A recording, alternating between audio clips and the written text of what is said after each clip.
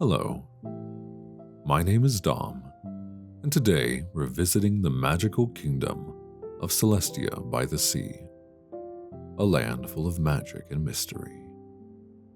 But first, our story begins in the small countryside village of Esbrook. So please take a moment to relax, close your eyes, and let your imagination drift away into this fairy tale adventure called The Magic Painting. Evening is just beginning to settle over the quiet village of Esbrook where you live.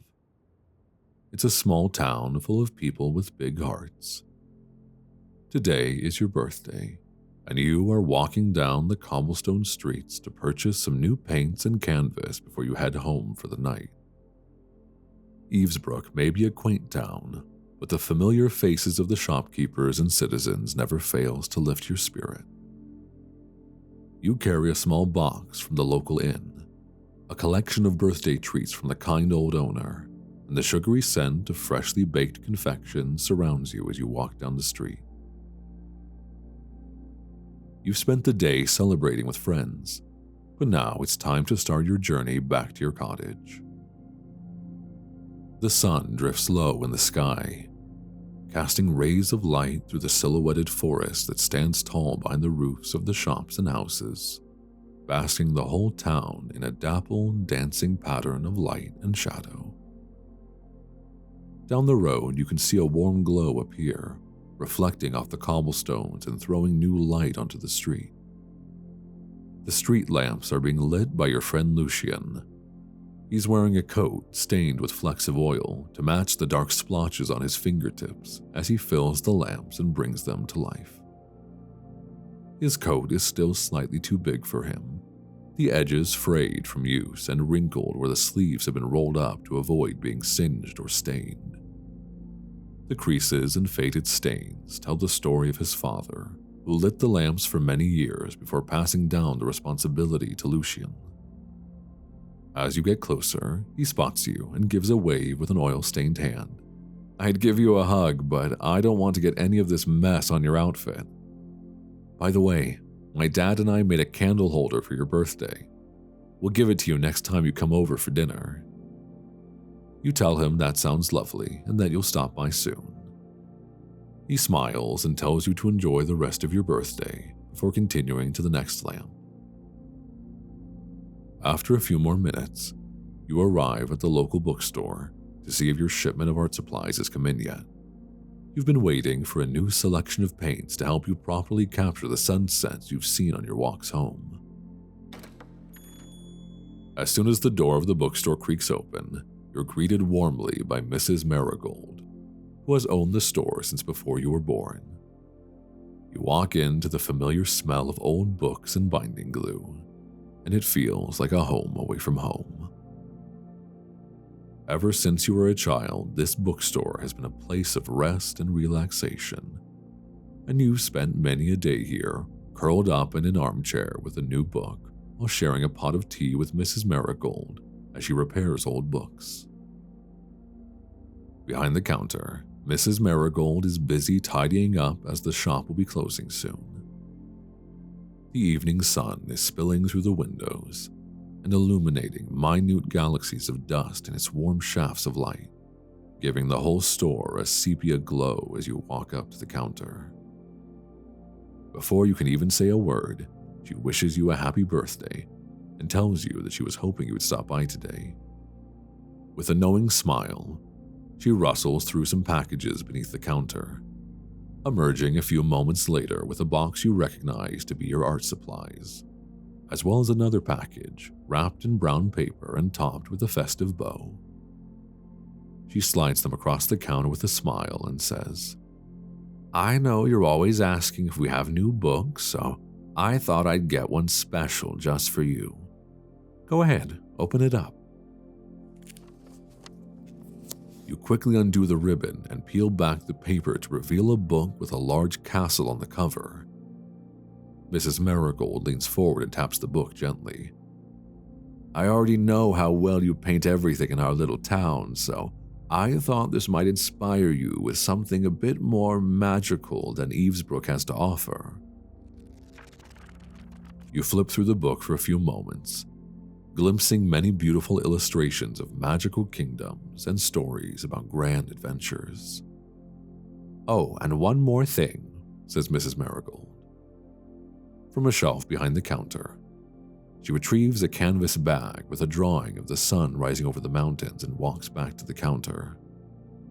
"I don't want to see you struggling to hold all your books on your walk home, so take this to make the trip a bit easier." Before you can protest that she is being too generous, she scoops up your art supplies along with your new book and neatly places them into the bag. She wishes you a happy birthday once more, and you notice her quietly slip a box of your favorite tea into the bag from one of her shelves. She hands the bag to you, and you add your box of sweets to the contents inside. With a smile and a kindly squeeze on your arm, she sends you on your way so you can reach home before the sun fully sets.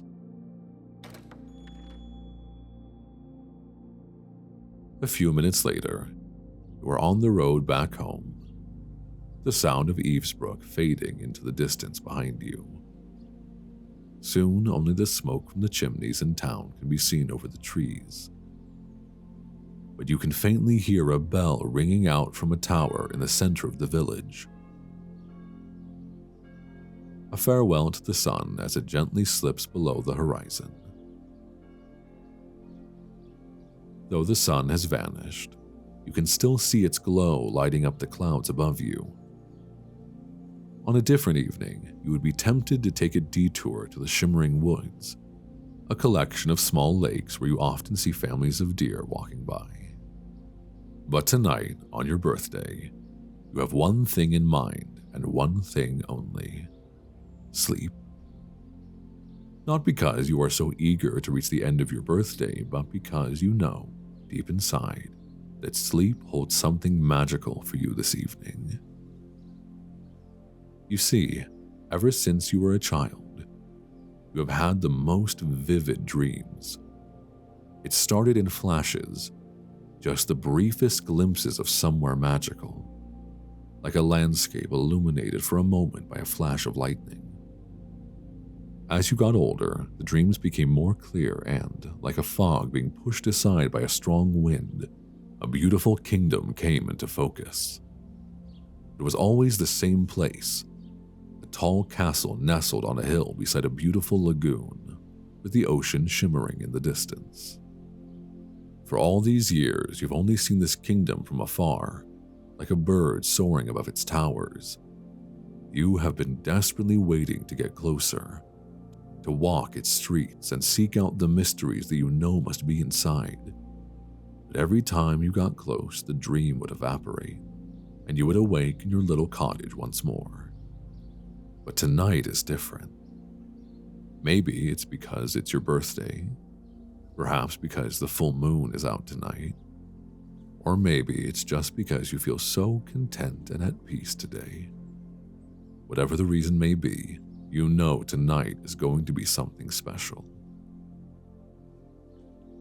Soon the trees on either side of the path became less dense and, nestled against a hillside covered in wildflowers, you see your home come into view. Stepping inside your front gate, you are greeted by a couple dragonflies flitting around your garden. It's still early spring, but already the flowers and plants have begun to surround your house with a patchwork of colors and soft, soothing smells. Once inside, you set down your things and get to work bringing the fireplace to life for the evening. Soon enough, night has settled fully, and the world has grown much quieter. The sound of crickets drift in from the outside, melding with the crackling of the fireplace. You sit at your table, a cup of Mrs. Marigold's tea in one hand, as you peruse your new book. And though you would love to read every story and examine the book cover to cover, you can feel the exhaustion of the day catching up with you. With a yawn and a stretch, you retire to your bedroom and settle yourself under the blankets on your bed. After a few deep breaths, you settle in for the night and blow out the candle beside your bed. Even without the candle's light, the room still has a soft glow as moonlight, sifted through the trees outside, shines through your window and onto one of your paintings on the opposite wall. It's a half-finished piece, as you have been trying to paint the castle you've seen so many times in your dreams. But much like attempting to write a story from a dream, it never seems to be quite right once committed to canvas. Like trapping water in your hands, it seems that dreams are never meant to be held captive by reality for long and can only be experienced properly when you're not seeking them at all. Dreams are shy things after all, and that kind of magic can only shine brightest when not being looked at too closely. You feel yourself sinking down further into the bed, your mind growing softer and quieter. Your eyes are still open, but you can feel them growing heavy. It's like a soft vignette is slowly dimming the room around you, until all you can see is your painting on the wall. As your eyes slowly close for the night, you could have sworn you saw the half-finished painting moving ever so slightly. Maybe it was a flag moving in the wind, or the flicker of a torch on the castle walls. And then, suddenly, you feel a gentle gust of wind on your face. But unlike the usual scent of flowers and trees, you can faintly smell something else. The soft, salty smell of an ocean breeze. You can hear a gentle wind moving around you, and if you weren't so very, very sleepy, you might even want to investigate it further.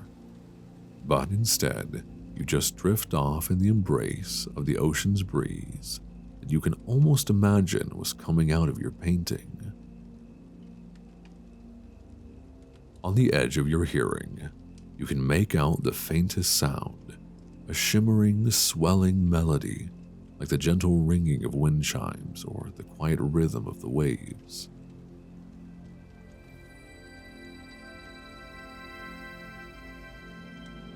And then you notice the crickets outside your window growing faint, and the forest seems very distant.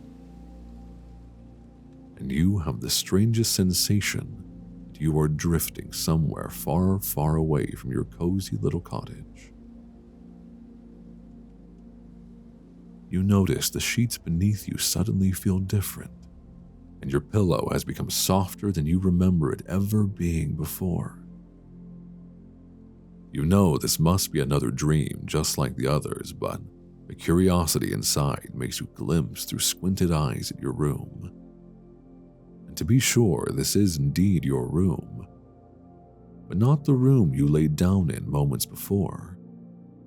This room is much larger than your little cottage could ever contain, and on the walls are tapestries, scenes and landscapes from your imagination brought to life. You realize that you are laying in a 4-poster bed, and the sheets beneath you are emerald-colored satin. Where before you had a small fireplace is now a grand hearth filling the room with a comforting warmth. You quietly slip out of your grand new bed and walk to the window, throwing open the shutters to unveil the expanse of a beautiful kingdom laid out before you. The flicker of hundreds of torches illuminate the lattice of streets below. You surmise that your room is within a tower about halfway into the kingdom.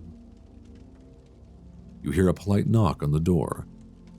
You glance down at your sleepwear. You open the nearby closet to find many regal clothes awaiting you, and after a few hurried moments of changing into something more suited for a public appearance, you rush to the front door and open it. Dressed in a green coat the same shade as your bed sheets, a small portly man stands before you with a rolled piece of parchment in his hands. His face is creased with wrinkles, the lines of a man who has spent many years smiling. He has a large beard that exists in sharp contrast to his balding head, and on his jacket you see a gold pin showing two hands joined in a handshake. He turns as you open the door with a smile. "Ah, you are awake. Wonderful. I know the journey here was a long one, so I decided to let you sleep through the day to recover, but I'd be remiss in my duties not to take a few moments and show you around the city. It wouldn't be right to spend your first day here entirely in your chambers, nice as they are."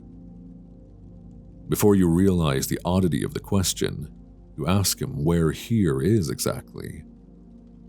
For a moment, he just looks at you, puzzled. Then he lets out a chuckle, a kind of low rumbling laugh you could hear from across a room. "Oh, I see. You artists do have such a sense of humor, don't you? Though I imagine you haven't yet been given a formal welcome, so, as a member of the King's Council, let me welcome you to Celestia by the Sea. My name is Alden. I'm the Master of Words, a fancy way of saying that I am tasked with making guests feel at home and representing Celestia abroad. As you can see, we are a small kingdom, but we have much to offer. I think you will find your stay here to be an enjoyable one. And though His Majesty is busy making preparations for the festival, I would be delighted to give you a brief tour." You oblige, and soon you and Alden emerge onto the streets of Celestia. As you walk, he explains the different districts that exist within the walls of the castle, a patchwork puzzle of many guilds and industries and taverns.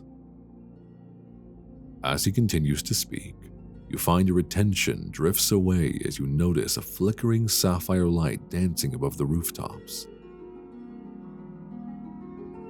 A shimmering glow that seems to circle the perimeter wall, rippling and flowing like fabric in the wind. You ask Alden about it, and he gestures to the sky. "Ah yes, the luminary veil, a weave of ancient magic that keeps the kingdom safe. It makes the stones of our walls impregnable to any danger or damage. You'll never rest in a safer place than Celestia." You ask if this magic is a construct of the king, and he chuckles to himself. "No, my friend. His Majesty is wise and strong, but the magic that protects us is far older than him, or any citizen here for that matter. To be frank, it remains unknown exactly how the veil came into existence. Some say a star fell many eons ago, and the magic grew out of the earth like a sprouting seed. Others believe that the moon drew so close one night that it pulled all the water out of the bay and released the luminary veil from beneath the ocean itself. If you wish to know more, you should speak with the enchantress Lilith. She is the wisest mind in the kingdom for anything to do with magic." You continue strolling along until you come to a town square where you see a group of people sorting some powders into jars. You are about to ask your guide about it, but then you see one of the residents grab a pair of dark stones and strike them together. A blossom of sparks bursts from the rock and into the jar, and then, with a rush of air and a loud puff, a beautiful cloud of crimson bursts out of the jar into the sky. It lingers far longer than any smoke you've ever seen, and as it fades, you see 1,000 tiny sparkles descending back down to the street. A quick glance around the town square helps to answer many questions in your mind. All around you are craftsmen and seamstresses creating festive decorations, banners, and carvings, all celebrating the same design, the image of a moon shining over a glassy sea. Alden gestures widely at all the townsfolk. "As you can see, preparations for the Celestia festival are well underway. We do hope you will stay long enough to enjoy everything the festival has to offer. Tomorrow, we will be bringing you our finest paints and canvases so that you can do your work. The king has given only one rule in the commission of your talents. Paint anything your heart desires, so long as it shows something that brought you joy.